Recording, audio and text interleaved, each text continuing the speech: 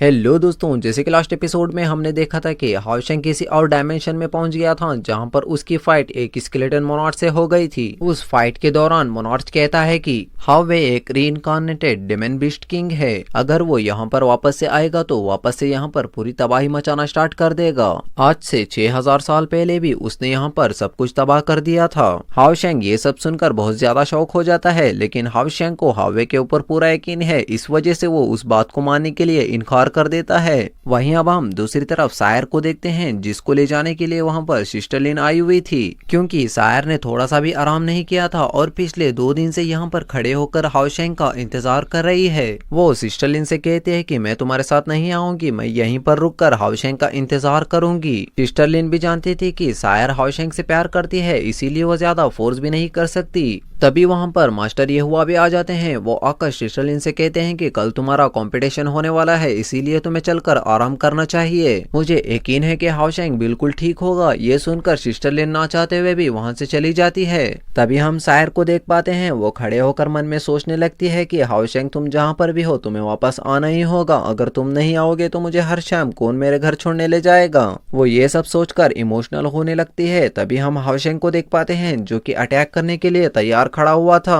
हावे मेरा भाई है और तुम कौन हो इस तरीके से बातें करने वाले, और तुमने सोच भी कैसे लिया कि मैं तुम्हारी बातों पर यकीन कर लूंगा। इतना कहते ही हाओशेंग मोनार्च के ऊपर फुल स्पीड में अटैक कर देता है, जिसको मोनार्च डिफेंस करने की कोशिश तो करता है, लेकिन वो बहुत बुरी तरीके से इंजर्ड हो जाता है। और वो हाओशेंग से कहता है कि मुझे लगता है कि तुम बहुत ज्यादा जिद्दी हो, इस वजह से मैं अब तुम्हें जिंदा नहीं छोड़ूंगा।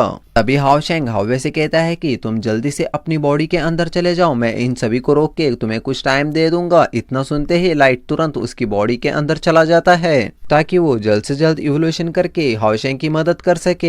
स्केलेटन मोनार्च ये सब देखकर और भी ज्यादा गुस्सा हो जाता है और वो कहता है कि ठीक है, अगर तुम ऑस्टन ग्रिफिन की मदद ही करना चाहते हो तो तुम्हें सबसे पहले मरना होगा। इतना कहने के साथ ही वो अपनी एक पावरफुल टेक्निक को समन करने लगता है, जिस वजह से वहां पर जितने भी स्केलेटन मॉन्स्टर मौजूद थे वो सब कुछ एकदम से गायब हो जाते हैं, जो कि सारे हड्डियां मिलकर एक बहुत बड़े स्केलेटन किंग में बदल जाता है। जो कि आने के तुरंत ही स्केलेटन मोनार्च से कहता है कि तुमने स्केलेटन किंग को क्यों यहाँ पर समन किया है। तभी मोनार्च कहता है कि मैं तुमसे सिर्फ एक ही काम चाहता हूँ कि तुम इस इंसान को जान से मार दो। इतना कहते ही स्केलेटन किंग उस पर हमला कर देता है, जिसको हाओशेंग डॉज तो कर लेता है। उस अटैक से वहां का एक पहाड़ पूरी तरीके से कट जाता है, जिसको देखकर हाओशेंग तुरंत समझ जाता है कि इसका एक छोटा सा अटैक भी इतना बड़ा डिस्ट्रैक्शन कर सकता है। अगर इसका एक भी अटैक मुझे लग गया तो मैं बहुत बुरी तरीके से घायल हो जाऊंगा। हाओशेंग डॉज करते हुए ये सब कुछ सोच रहा होता है, लेकिन स्केलेटन किंग उस पर लगातार हमला करता ही रहता है, जहां पर एक अटैक हाओशेंग को लग ही जाता है। इसको रोकने के लिए हाओशेंग अपनी शील्ड को आगे कर देता है और अपनी गार्डियन टेक्निक को भी इस्तेमाल कर देता है, लेकिन इन दोनों का भी कुछ फायदा होता ही नहीं, क्योंकि स्केलेटन किंग की पावर बहुत ज्यादा होती है और हाओशेंग बहुत दूर जाकर गिरता है और उसके मुंह से खून भी निकलने लगता है। तभी वो सोचने लगता है कि अच्छा है कि मैं लेवल 5 पर हूँ, नहीं तो अब तक मैं मारा जा चुका था। और वो स्केलेटन किंग को देखकर सोचने लगता है कि ये शायद लेवल 6 का होगा, इसीलिए मुझे मारने में इतनी दिक्कत हो रही है। तभी हाओशेंग की नजर मोनार्च के ऊपर जाती है और वो सोचने लगता है कि इस स्केलेटन किंग को मोनार्च से ही पावर मिल रही है, अगर मैंने मोनार्च को मार दिया तो ये भी बिखर जाएगा, इसके लिए मुझे सबसे पहले इसे घायल करना होगा। इतना सोचते ही हाओशेंग अपनी शील्ड को अंदर रख के अपनी दूसरी शॉट को भी बाहर निकाल लेता है, यानी कि अब हाओशेंग अटैक करने के लिए पूरी तरीके से तैयार हो चुका था और अपने डुअल स्वॉर्ड से स्लैश टेक्निक का इस्तेमाल करते हुए स्केलेटन किंग को घायल करना स्टार्ट कर देता है।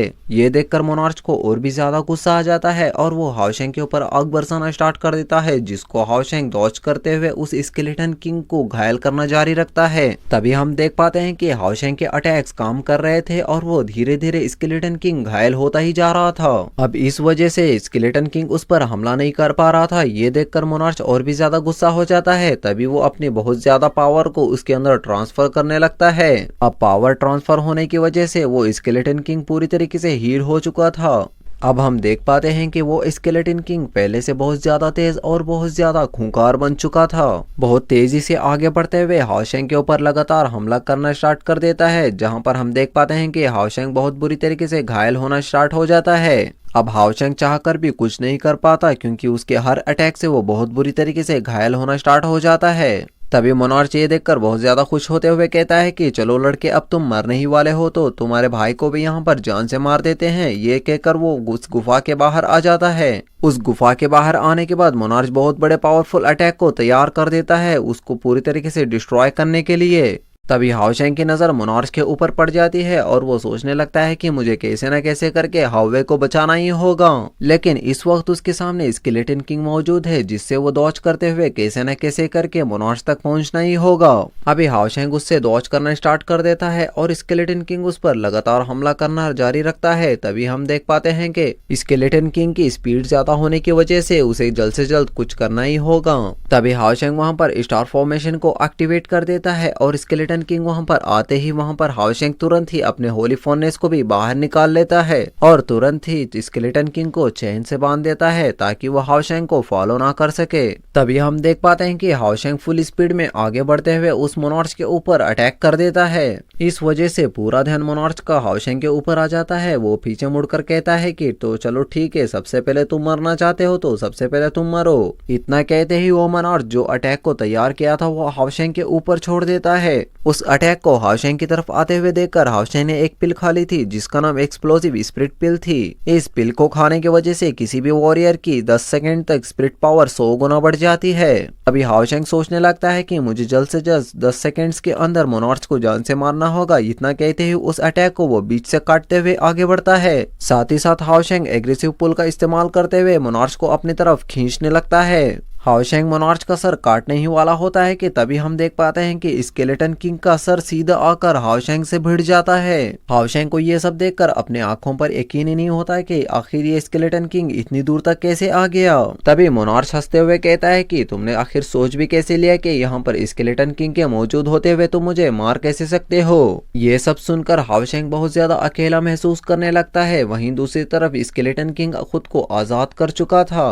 वो बहुत ज्यादा तेजी से आगे आते हुए उसके ऊपर बहुत बुरी तरीके से अटैक करके उसे इंजर्ड कर देता है और हम देख पाते हैं कि हाओशेंग का अब आर्मर तक भी टूट चुका था।